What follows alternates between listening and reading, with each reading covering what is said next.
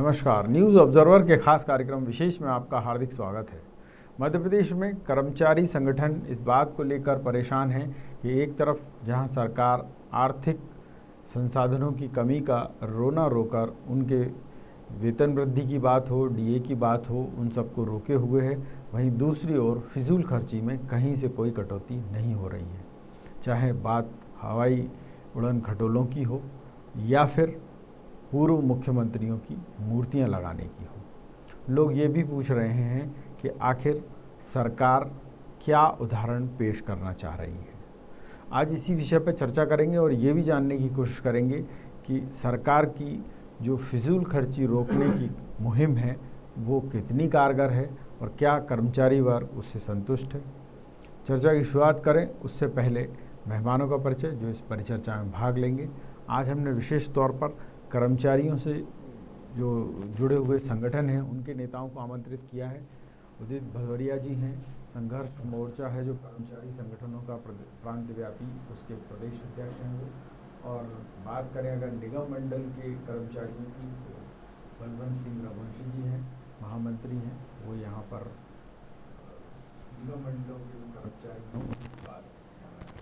सबसे पहला सवाल यहाँ आपसे बनता है, सरकार ने जो सरकारी कर्मचारी अधिकारी हैं उनका डीए तो रूटीन की बात है कि वो तो मिलेगा, पर साथ में डीए की जो बात आ रही है उसको रोका गया है, वेतन वृद्धि को रोका गया है। आप क्या सोचते हैं, क्या ये वाकई ठीक निर्णय है अभी वर्तमान परिवेश में? तिवारी जी, निर्णय ठीक इसलिए नहीं हो सकता कि ये तो कर्मचारी का हक बनता है। और जो वेतन वृद्धि आपने कहा काल्पनिक रोकी है, वेतन वृद्धि तब रोकी जाती है जब उस कर्मचारी को दंडित किया जाए। तो पूरे प्रदेश के कर्मचारियों को दंडित किया गया है। इसमें वेतन वृद्धि तो आज तक कभी भी किसी भी सरकार में नहीं रोकी गई। ये हमारा मौलिक अधिकार है, कर्मचारी आचार संहिता में है, शासन के नियमानुसार है।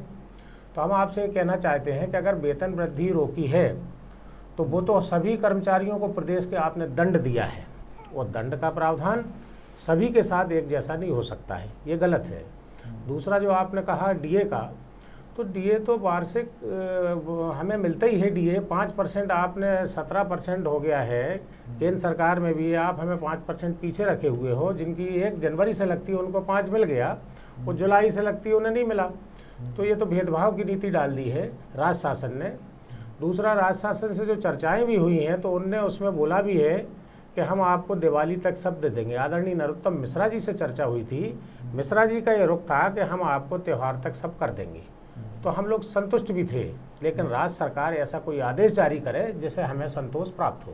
बिल्कुल। या मैं आपसे पूछना चाहूँगा रघुवंशी जी, जो निगम मंडल के कर्मचारी हैं वो और ज़्यादा व्यथित हैं। कर्मचारियों को ये जो ये है वेतन वृद्धि, ये तो दूसरी बात है, तनख्वाह ही टाइम पर नहीं मिल रही है। बिल्कुल, अधिकांश निगम मंडलों में ये स्थिति है। भोपाल नगर निगम में ही देखिए आप, इस बार पूरे महीने तनख्वाह नहीं मिली तो उसकी वजह से कर्मचारी परेशान है। निश्चित रूप से तिवारी जी, निगम मंडलों में बहुत ज़्यादा दोयम दर्जे का व्यवहार किया जाता रहा है। हाउसिंग बोर्ड में बताऊँ मैं, हमारे वेतन वृद्धि लगा दी, अब उसको वापस डीए का जो है वापस लेने का आदेश हो गए। तो ये कर्मचारियों को जो भदौरिया जी ने कहा है, निश्चित रूप से दंडित करने की कार्रवाई लग रही है। जबकि कर्मचारी शासन का अंग होता है, शासन की नीतियों को अमल में लाता है। आज उसी कर्मचारी को यदि व्यथित करेंगे तो निश्चित रूप से सरकार को इसका खामियाजा भोगना पड़ेगा। नगर निगम के कर्मचारियों की बात करें तो आज स्वच्छता के मामले में हमारा भोपाल यदि ऊपर पहुंचा है तो कहीं ना कहीं उन कर्मचारियों का हाथ है। नगर निगम के कर्मचारी सुबह से लेकर शाम तक, जो सफाई कर्मचारी हमारे सभी मेहनत करते हैं, उसी के कारण सरकार को आज एक वाहवाही मिली है। उन कर्मचारियों का वेतन भी समय पे नहीं मिल पा रहा है। तो निश्चित रूप से सरकार की इसमें त्रुटि है। सरकार बेफजूल के खर्चे बढ़ाती जा रही है। जैसे आपने मूर्ति की चर्चा की, हम किसी मुख्यमंत्री के मूर्ति लगने के विरोधी नहीं है, मूर्ति वो लगाएं, एक नहीं 2 लगाएं, लेकिन आज जो परिस्थिति बन रही है, क्यों लगाएं, क्या होगा, क्या उससे क्या आदमी जाके चिपक जाएगा, क्या करेगा, क्या ज़्यादा ही है तो आप फोटो लगा लो। फोटो लगा, ऐसा कौन सा मतलब महान कार्य कर दिया है। फिर ये अगर आज मुख्यमंत्री की लगा रहे हैं, कल वो महापौर कहेंगे कि हमारी भी लगाओ, परसों वो सरपंच कहेगा मेरी भी लगाओ, फिर पंच कहेगा मेरी भी लगाओ। मूर्तियां स्थापित करने के लिए ही ये देश बना है क्या? निश्चित रूप से यह बात आपकी बिल्कुल सटीक है। पहले पूर्व में भी लगी हैं, पहले अपनी विधानसभा में, लोकसभा में भी हाँ। फोटो सिर्फ पोर्ट्रेट लगाए जाते हैं। बिल्कुल सही तो बात है। पोर्ट्रेट लगाकर भी उनको हम काम चलाया जा सकता है, उनका स्मरण कर लें अपन। श्रद्धा दे सकते हैं, वो बिल्कुल। श्रद्धा होना चाहिए, ठीक श्रद्धा बात। मन से होती है। हाँ। मूर्ति लगाकर बेफजूल खर्च नहीं करना चाहिए, वो पैसा बचे वो सरकार को विकास के पर कार्यों सरकार में- ने उसके लिए प्रावधान कर दिया, 1 करोड़ रुपए का प्रावधान अभी कर दिया है उसके लिए। उसका तो आपके कर्मचारी संगठन क्यों विरोध नहीं करते कि एक तरफ आपके पास डीए देने के लिए पैसा नहीं है, एरियर देने के लिए पैसा नहीं है, आप वेतन वृद्धि रोक रहे हैं, तो ये क्या है फिर ये सब? निश्चित रूप से कर्मचारियों को इसके लिए एक संयुक्त मोर्चा हमारा जो बना भी है सरकार स्तर पर, लेकिन अभी कहीं ना कहीं उसमें भी बेमनस्ता हमारी छाई हुई है। मंत्रालय कर्मचारी संघ अलग दौड़ रहा है, सब अपने स्वार्थ देख रहे हैं, और जब जब कर्मचारियों में फूट डली है उसका खामियाजा सरकार ने उठाया है।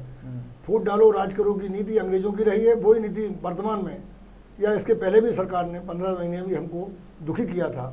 अब ये सरकार भी लगता है उसी पच्चनों पर चल रही है, और निश्चित रूप से आने वाले समय में पूरा मध्य प्रदेश का सरकारी कर्मचारी और निगम मंडल के कर्मचारी एकजुट होकर ऐसी अव्यवस्थाओं के खिलाफ आंदोलन के लिए बाध्य होंगे। बिल्कुल। यहाँ मैं आपसे पूछना चाहूँगा उदित जी कि अब ये जो समस्याएं हैं उनको लेकर आपने क्या, एक आंदोलन तो आपने कर दिया अगस्त में, अब आगे का क्या है आपका? आगे का सर ये है कि हमने जो आंदोलन किया था वो सरकार से हमारा कोई विरोध नहीं है, हमारी मांगों को आप पूरा कर दो, वो तो घर के मुखिया से भी आदमी करता है।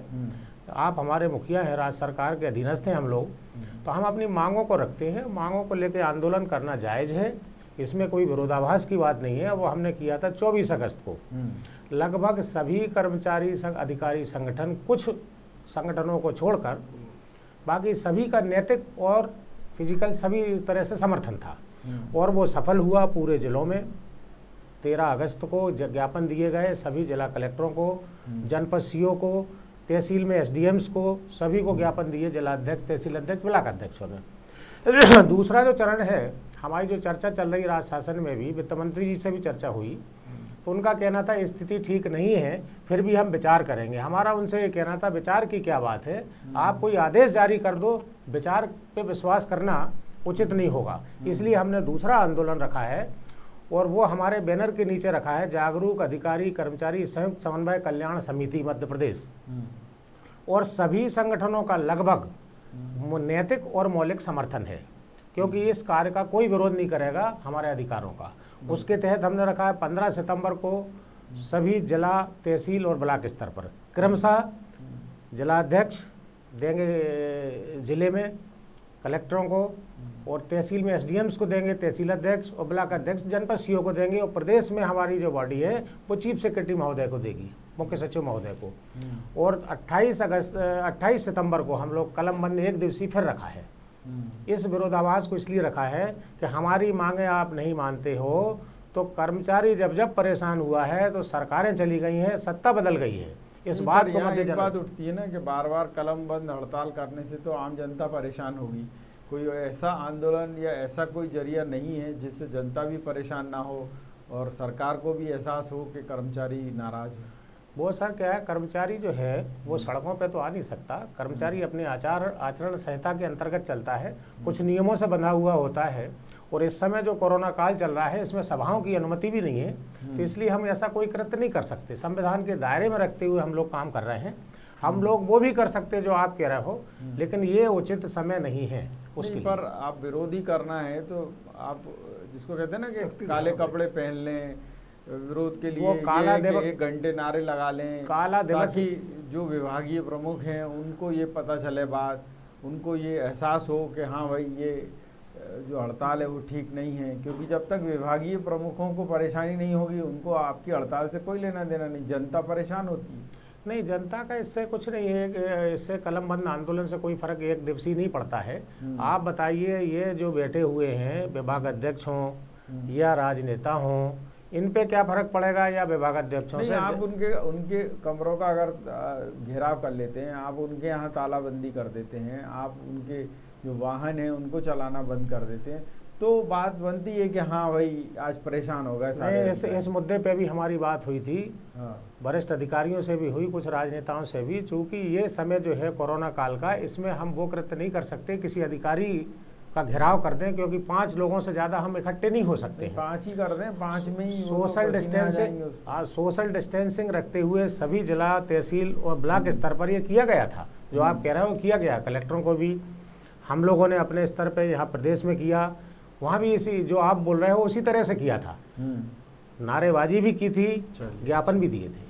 चलिए, अच्छी बात है। बलवंत जी, मैं और जानना चाहूँगा कि जो कर्मचारी है वो इस बात को लेकर भी परेशान है कि जो सैलरी है वो अगर टाइम पर उसको नहीं मिलती है तो उसका पूरा बजट गड़बड़ा जाता है। अब ये भी एक समस्या ऊपर से आ रही है कि कहीं वेतनमान ठीक नहीं है। निगम मंडलों में तो खास तौर पर ये है कि कई जगह 5 वही चल रहा है। तो ये वेतनमान की और सैलरी की दोनों की क्या समस्या आ रही है जिसकी वजह से कर्मचारी का काम करने में मन नहीं लगता? कर्मचारी कोई भी हो, किसी भी विभाग का हो या निजी कंपनियों का हो, उसको यदि पेट भर भोजन नहीं मिलेगा, तो जो कहीं तनख्वाह है, जो निर्धारित वेतन है, वो समय पर नहीं मिलेगा, तो उसमें उसको दुख तो व्यक्त होगा और वो कहीं ना कहीं फूटता है। फिर आपने 5 वेतनमान की बात कही। राज्य परिवहन निगम ऐसा निगम है जो 2 सरकारें, 3 सरकार, 15 साल उनके निकल गए, 15 महीने इनके निकल गए। हम अनेक आंदोलन किए।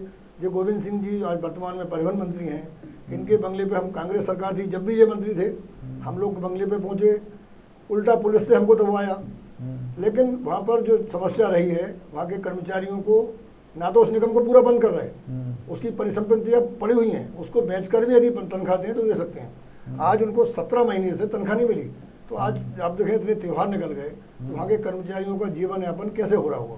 बच्चों की पढ़ाई छूट गई। राज्य परिवहन निगम की सबसे दयनीय स्थिति है। वो भी निगम एक मध्य प्रदेश का सबसे कमाऊ निगम था, लेकिन नेताओं ने और ब्यूरोक्रेट्स ने उस निगम को डस लिया गए हैं, खा लिया है।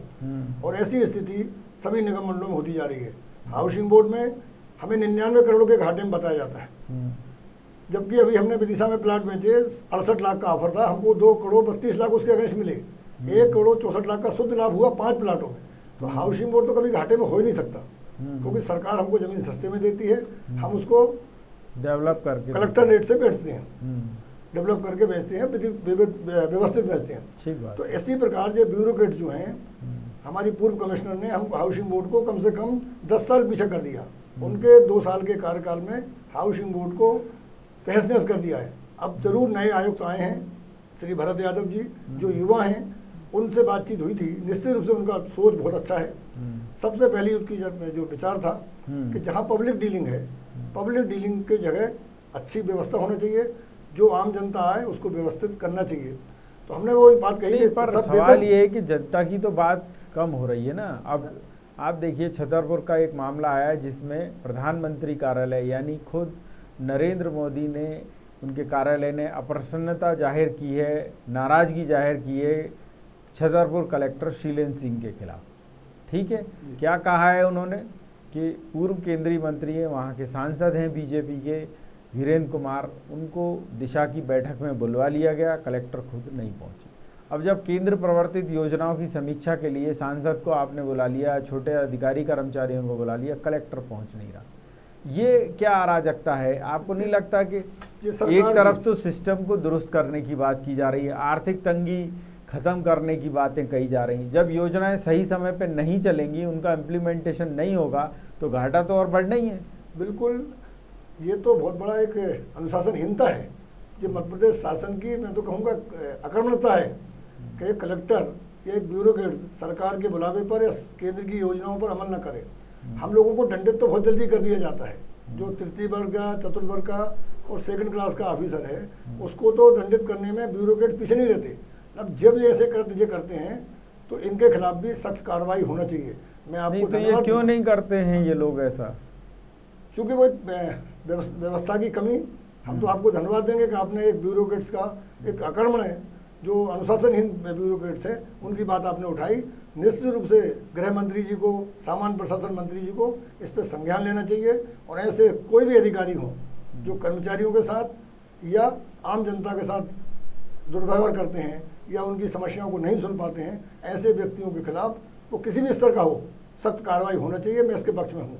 बिल्कुल। यहाँ एक बात और उठती है उदित जी के, बात कोरोना पीरियड की है, तो सब जानते हैं कि आर्थिक तौर पर तो स्थितियाँ अच्छी नहीं हैं, और मध्य प्रदेश भी उसमें एक राज्य है।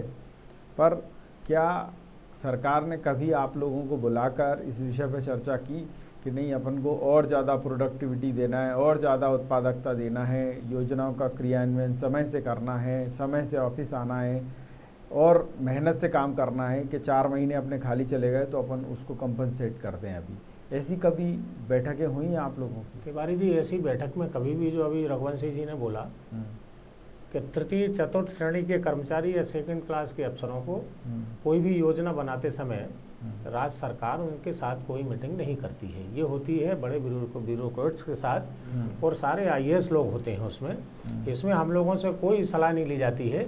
और बल्कि हम आपके चैनल के माध्यम से बता दें कि अगर इन लोगों को तृतीय वर्ग कर्मचारी जो है या सेकंड क्लास अफसर होते हैं, इनसे अगर सलाह ली जाती है तो इनके पास बहुत अच्छे अच्छे फार्मूले हैं, लेकिन इनकी सुनी नहीं जाती।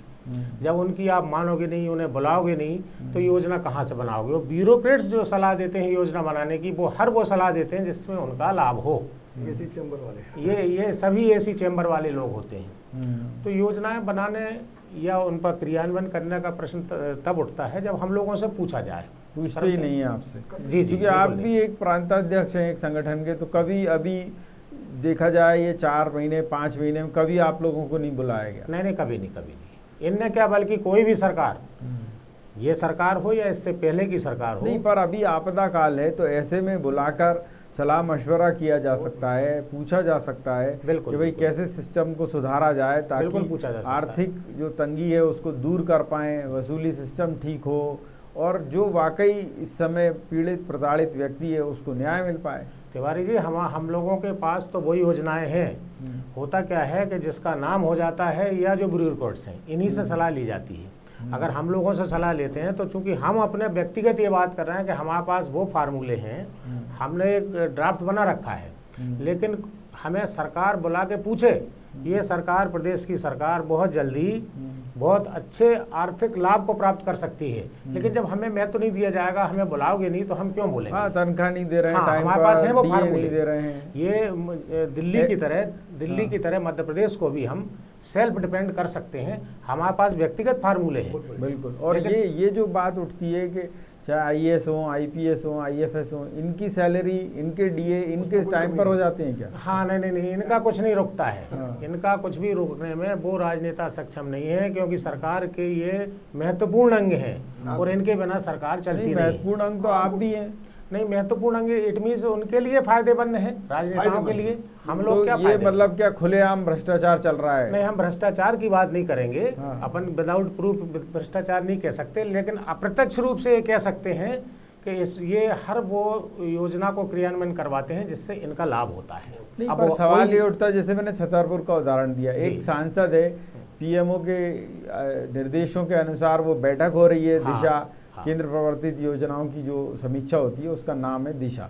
तो दिशा बैठक हो रही है, अब उसमें कलेक्टर नहीं पहुंच रहा, कर्मचारी तो पहुंच रहे हैं छोटे और अधिकारी भी पहुंच रहे हैं, तो क्या ये लिख के नहीं देते कि साहब ये कलेक्टर ही नहीं आया, अब इसका क्या करें? नहीं, तो लिख के आप बताइए किसको देंगे? वो जो ब्यूरोक्रेट्स बैठे हैं वो आईएएस के विरुद्ध कार्रवाई करने से पहले सोचते हैं, इनकी यूनियन पावरफुल है, इनके खिलाफ कार्रवाई कौन करेगा? और जो लिख के देगा, आपने कहा कर्मचारी संगठन, फिर ये भी तो देखे ना कि भाई उनकी वजह से पूरा महकमा जो है बदनाम हो रहा है। तो ये तो आपको पहले से ही विदित है कि आईएएस, आईएफएस और आईपीएस वर्सेस अन्य होता ही है, शुरू से चला आया है। नहीं, हम लोग हमेशा कर्मचारी संगठन है, आप अब तो समानता की बात होती है। अब ऐसा तो है नहीं है कि राजे महाराजे मर गए और इनको छोड़ गए हैं कि अब तुम लोग जो है वो हमारी पदवी संभालो, ऐसा कुछ है क्या? नहीं, ऐसा कुछ अपन स्पष्ट नहीं कह सकते, लेकिन ऐसा ही है। हाँ, तो ऐसा ही है। अगर ऐसा ही है तो फिर आर्थिक व्यवस्था सुधारने की तो बात होगी नहीं, क्योंकि जिस जगह निगम मंडल में एक आध आईएएस बैठा, वो पता चला बिका। बिल्कुल बिका, यही चल रहा है सभी जगह। ये सरकार ये हो या वो हो, सभी जगह आईएएस लाभी चलती है और आईएएस लाभी ही योजनाएं बनाती है और उसका लाभ प्राप्त करती है। बिल्कुल। मैं रघुवंशी जी आपसे पूछना चाहूँगा, आप काफ़ी समय से निगम मंडलों को देख रहे हैं नज़दीक से, तो क्या आपका अनुभव है कि कौन सा निगम मंडल मध्य प्रदेश के इतिहास में प्रॉफिट में था और वो धीरे धीरे घाटे में चला गया? किसकी गलत नीतियों की वजह से गया? किसकी वजह से कर्मचारी आज तनख्वाह नहीं पा रहे हैं? क्यों वो बेरोजगार हो गए हैं? 100% ब्यूरोक्रेट्स की नाकाबिल के कारण जो हुआ है। हाउसिंग बोर्ड, राज्य परिवहन निगम, उद्योग विकास निगम, एमबी एग्रो, सारे निगम एक समय फायदे में ही फायदे हुए थे लघु उद्योग निगम, क्योंकि लघु उद्योग निगम सप्लाई अपना माल लेकर दूसरे विभागों को सप्लाई करता था।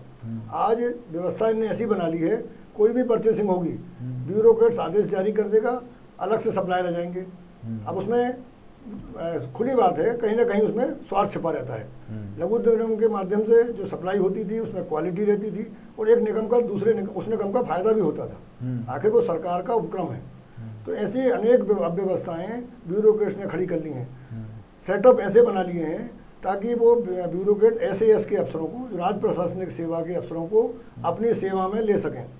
क्योंकि जिस विभाग का, जैसे हाउसिंग बोर्ड की बात मैं खुली कहूँगा, हमारे यहाँ MD हाउसिंग बोर्ड का होता था, क्योंकि हमारा इंजीनियरिंग डिपार्टमेंट है, विशेष तौर से इंफ्रास्ट्रक्चर जो है वो टेक्निकल है। हाँ, टेक्निकल, तो टेक्निकल का हेड होता था, वो टेक्निकल के पॉइंट्स को समझता था। अब हम IAS बिठा देते हैं, फिर IAS चूँकि हमारे विभाग के अधिकारी हमारा भला समझेंगे, वो सुनता नहीं था, तो उन्होंने 3-4 पद प्रशासनिक बना दिए, ताकि प्रशासनिक तो एसर करेगा क्योंकि उसको CR लिखवाना है। तो वो ऐसी व्यवस्थाएं हर विभाग में, आपूर्ति निगम में देखें तो 6-6 SAS के अधिकारी बैठे हैं, 1-2 IAS हो गए। नगर निगम में आप देखें तो 2-2 IAS, 6-6 वहाँ भी SAS के अधिकारी। तो कुल मिला के शासन अपनी बला को निगम मंडलों पर थोप रही है, उसका खामियाजा नहीं। तो कर्मचारी संगठन ये बात क्यों नहीं उठाते कि साहब टेक्निकल जो स्थानीय कर्मचारी अधिकारी जिस मंडल के हैं उनको आगे बढ़ाया जाए, ताकि उनकी रिस्पॉन्सिबिलिटी रहे कि इस निगम मंडल को प्रॉफिट में चलाना है, तो वो चलाएगा। अब ये तो आयाराम गयाराम टाइप है, वो तो खाया पिया और चरा और निकल गए। बिल्कुल ये होता है पंडित जी। हमने ये बात को निगम मंडल में, मैंने ये आंदोलन चलाया था निगम मंडल अधिकारी कर्मचारी संघ ने, कि इनके जो प्रतिनियुक्ति जो हो रही है, बार बार शासन ने पक्ष भेज रहा है और शासन फिर तनख्वाह रोक देता है, DA रोक देता है, क्यों निगम घाटे में। तो निगम घाटे में किसके कारण है? जो अधिकारी आपने भेजे हैं उन्हीं के कारण हम घाटे में हैं। बहुत बढ़िया बात आपने कही। ये उदित जी, मैं आपसे भी पूछना चाहूँगा कि ये शासन स्तर पर भी बड़ी गड़बड़ी हो रही है। जैसे अभी जेल विभाग में एक आंदोलन चल रहा है, तमाम जो जेल अधीक्षक हैं, DIG हैं, स्तर के अधिकारी, जो जेल के कर्मचारी अधिकारी हैं, उन्होंने ये आपत्ति दर्ज कराई है मुख्यमंत्री के सामने कि आपने सारे IPS हमारे यहाँ 4-4 भेज दिए। तो ये आप लोगों के संज्ञान में नहीं आता कि अब धीरे धीरे करके और घाटे की तरफ बढ़वाने में आप लोगों का तो योगदान नहीं होना चाहिए, आपको रखना चाहिए समस्याओं को? ये तो तिवारी जी जेल विभाग ही नहीं, ये तो हर विभाग का हाल है। किसी भी विभाग में, सभी जगह, जेल विभाग में नहीं, हर विभाग में ही हो रहा है, निगम मंडलों में। ताजा उदाहरण दिया आपको कि नहीं, ठीक कहा आपने, क्योंकि 5 दिन पहले ही शिकायत हुई है। नहीं, बिल्कुल सही हुई है। ये तो हर विभाग में ये चल रहा है और आज से नहीं चल रहा है, शुरू से चल रहा है। और आपने जो कहा कि कर्मचारी संगठन आवाज़ नहीं उठाते हैं, हर कर्मचारी संगठन आवाज़ उठाता है। जहाँ भी परेशानी होती है कर्मचारी को, वो परेशान कर्मचारी सभी से कहता है, शासन तक भी पहुँचाता है। लेकिन शासन में जो हमने आपसे कहा कि ब्यूरोक्रेट्स जो बैठे हैं वो अड़ंगा है। हमारे जो वेतन वृद्धि का भी मामला है, इसमें भी ब्यूरोक्रेट्स ही अड़ंगा हैं, उनके अलावा कोई नहीं है। वो चाहते दे सकते थे 65 लाख या ये 100 करोड़ का हवाई जहाज खरीदने के लिए राज्य शासन के पास पैसा है, रेनोवेशन के लिए जो शासकीय बिल्डिंग है उनके लिए पैसा है, मंत्री गणों के जो बंगलों पे मरम्मत हो रही है उसके लिए पैसा है, लेकिन कर्मचारियों के लिए पैसा नहीं है। ये बात समझ से परे है, इसलिए हम लोग आंदोलन कर सकते हैं इस समय, चूंकि वो भी आचार संहिता को ध्यान में रखते हुए, और इस पे हम लोग मजबूर हैं और कर रहे हैं। और चूंकि चुनाव सर पे हैं तो हम लोगों का ये मत है कि सरकार जरूर ऐसा करेगी जो हम लोग चाहते हैं। नहीं, पर सवाल ये उठता है ना कि आप भी ऐसा इंतजार क्यों करें, आप व्यवस्था को सुधारने की बात क्यों नहीं करते कि साहब ये हमारा विभाग इसलिए घाटे में है कि इस आदमी की रिस्पॉन्सिबिलिटी थी, इसने ठीक ढंग से काम नहीं किया। तो क्या मध्य प्रदेश में कोई IAS हो, कोई IPS हो, उसकी भी रिस्पॉन्सिबिलिटी फिक्स हो ना कि भाई तेरे को इस विभाग में भेजा जा रहा है, अगर घाटे में ये आ गया या बिक गया तो उसी दिन तेरे ऊपर भी पनिशमेंट लगेगा। ये तो तिवारी जी जो नियम बनाते हैं, नियम कोई तृतीय या चतुर्थ श्रेणी का कर्मचारी नहीं बैठता। नहीं, आप अपनी जब डिमांड DA के लिए रख रहे हैं, आप वेतन वृद्धि के लिए रख रहे हैं, तो ये भी रखिए, क्योंकि ये तो रोजगार से जुड़ा हुआ प्रश्न है ना। आज अगर 18 महीने या 1.5 साल से अगर परिवहन निगम के कर्मचारियों को तनख्वाह नहीं मिली है तो मर तो छोटा कर्मचारी रहा है ना, वो तो आप ही का भाई बंद है ना। इसमें भी साहब बिल्कुल आंदोलन हुए हैं, जो आपने कहा। नहीं, आंदोलन हुए, पर सवाल ये है कि अगर आप ठोस रूप से अगर कोई कार्य योजना बना के रखेंगे उसको विभागीय मंत्रियों को दें, फिर मुख्यमंत्री को दें और मीडिया को बताएं कि साहब हमने ये प्रस्ताव दिया है ताकि मध्य प्रदेश की आर्थिक सेहत इससे सुधर जाएगी। जो सर अभी जो बोला था रघुवंशी जी ने कि सरकार ने कर्मचारी संगठनों में फूट डाल के और अपना काम सिद्ध कर लेती है राज्य सरकार। हम लोग जो आपका आशा ये है कि सब एक होकर इस आवाज़ को उठाएं। तो एक ना होने देने के लिए सरकार के कुछ लोग सक्रिय होते हैं जो आपस में फूट डालते हैं ताकि एक ना हो सकें ये। नहीं, चलिए वो नहीं हो सकते। आप ही अगर ये शुरुआत करें कि भाई आपका एक प्रांत व्यापी मोर्चा है, आप उसकी तैयारी करें, जितने लोग आते हैं ठीक है। सवाल ये है कि शुरुआत तो करें आप बताएं तो सही जाके कि नहीं साहब जब आप फिजूल खर्ची में इतना पैसा व्यय कर रहे हो तो उससे अच्छा तो ये है सिस्टम। बिल्कुल, इसका आपने अच्छा अवगत कराया। इसको भी हम चर्चा करेंगे, अपनी संगठनों से भी चर्चा करेंगे और सरकार तक ये आवाज़ जरूर पहुंचाएंगे, बल्कि ज्ञापन के रूप में देंगे। बहुत बढ़िया। मैं यहाँ आपसे पूछना चाहूँगा रघुवंशी जी कि चूँकि कोरोना काल में हर सिस्टम जो है वो बैठ गया है और निगम मंडलों की तो हालत बहुत ख़राब हो गई है। भोपाल में ही देख लीजिए आप, बीडीए है, 2 महीने से तनख्वाह नहीं मिली है कर्मचारियों को, परेशान घूम रहे हैं। मतलब रक्षाबंधन जैसे पर्व पर भी उनको आर्थिक तंगी का सामना करना पड़ा है। ऐसा नहीं है कि वहाँ चीज़ें नहीं हैं, पर हो यही रहा है कि बाहर से एक आदमी आया, बैठ गया डेपुटेशन पे, आप शांत हैं।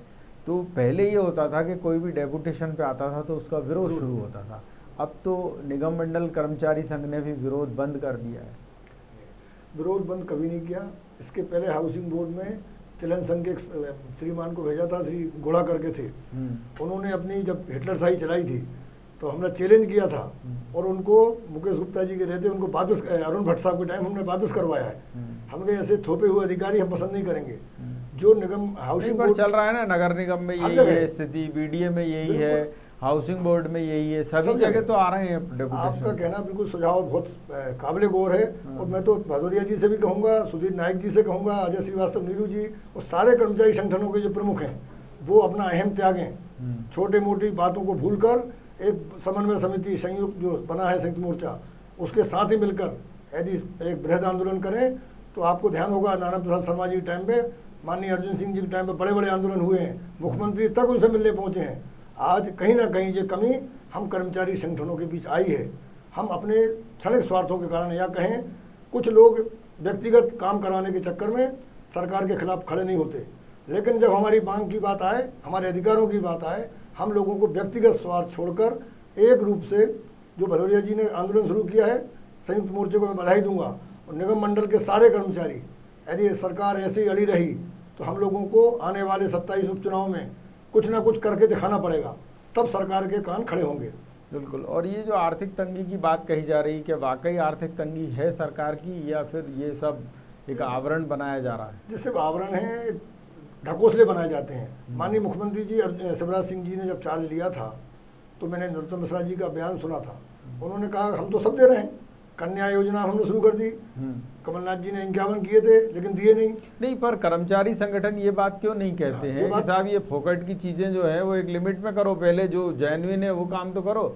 ये बात आप लोग बोल नहीं पाते कि डर जाते हैं? निश्चित रूप से इसमें कहीं ना कहीं हमारी कमी है।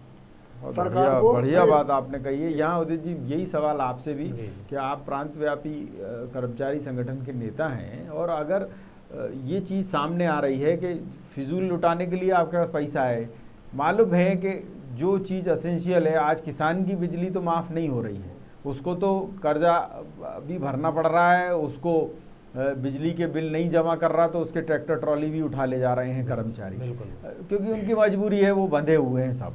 पर जो नहीं दे रहा कुछ भी, उनने कहा साहब ये झुग्गी वाला, इसका वोट लेना है अपन को तो इसको फ्री में बिजली दो। तो ये जो प्रथा बन गई है, ये आप इसका विरोध क्यों नहीं करते हैं कि साहब ये आप जो मेहनत कर रहा है कर्मचारी, आप उसको तनख्वाह नहीं दे रहे हैं, और जो नहीं कर रहा है उसको बैठे बैठे फ्री का राशन, फ्री की बिजली, फ्री का पट्टा, सब तो मेहनत क्यों करेगा वो? बहुत बढ़िया। बिल्कुल तिवारी जी, सही कहा आपने। हम लोग विरोध क्यों नहीं कर रहे, आपने शब्द बोला।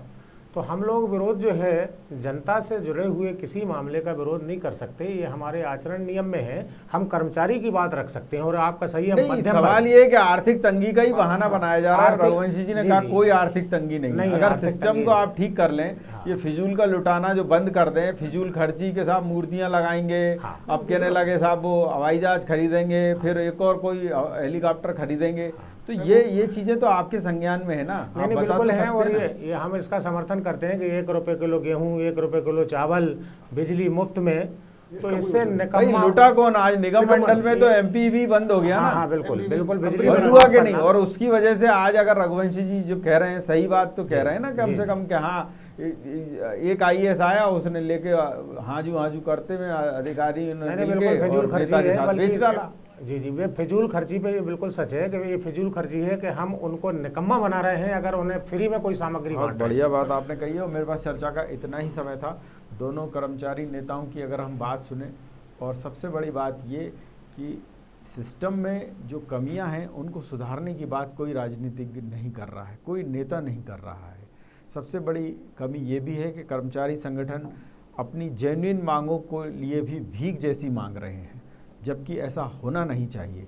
उनका हक बनता है, उनका अधिकार है कि उनको समय पर वेतन मिले, समय पर वेतन वृद्धि मिले। अगर ये नहीं मिल रहा है, एक अधिकारी को मिल रहा है जो बड़े पद पर है, और जो छोटा है बेचारा कर्मचारी उसे पीसा जा रहा है, और जो पैसा है शासन का वो लुटाया जा रहा है, इसलिए क्योंकि नेता को वोट चाहिए। तो ऐसे में कर्मचारी संगठन भी अब धीरे धीरे ये सोच रहे हैं कि इसका भी जनता में विरोध होना चाहिए। न्यूज़ ऑब्जर्वर के खास कार्यक्रम विशेष में इतना ही, लेकिन यहाँ बेबाक खबरें निरंतर जारी रहेंगी। आप देखते रहिए न्यूज़ ऑब्जर्वर यानी सिर्फ खबर।